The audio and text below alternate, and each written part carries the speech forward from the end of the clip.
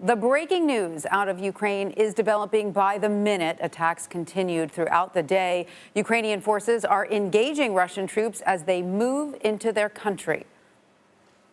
Ukraine's president has declared martial law as thousands are trying to flee. Now, President Biden is promising unprecedented international response. Joining us now is CBS News Chief White House correspondent Nancy Cordes.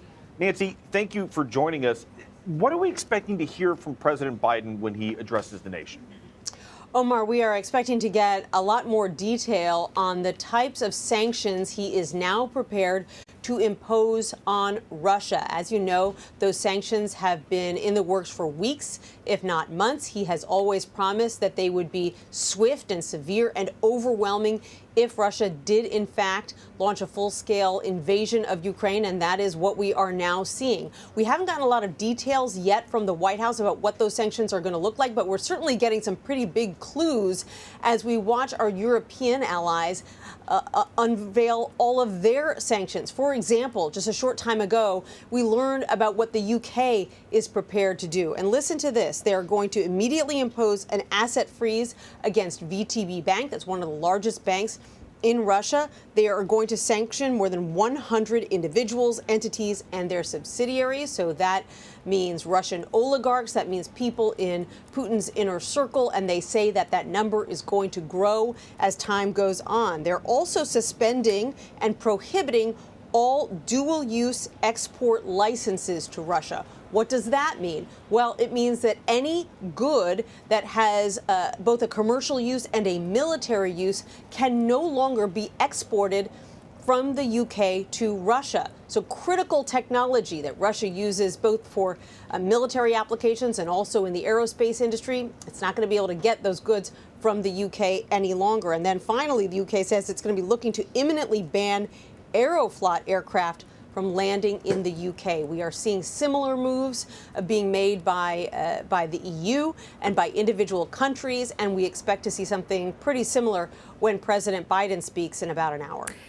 And Nancy, when he speaks, will we get a better idea of the timeline here? The president keeps saying these sanctions will be swift, Yes. But of course, for President Putin to feel the pain, they need to be very, very swift because he is currently in Ukraine and he's not been deterred by the threat of sanctions so far, or the sanctions that are in place so far.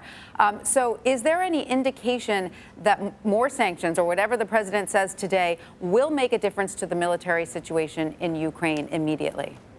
Well, certainly it's going to take time for some of the pain to be felt. Some of these sanctions, you know, if Russia has certain goods that it needs already in the country, it's not until Russia runs out that it really starts to feel the pinch. On the other hand, we have already seen the Russian stock market lose about 20% of its value just in the past week because, of course, Russian investors can see the writing on the wall and they know how difficult this is going to be.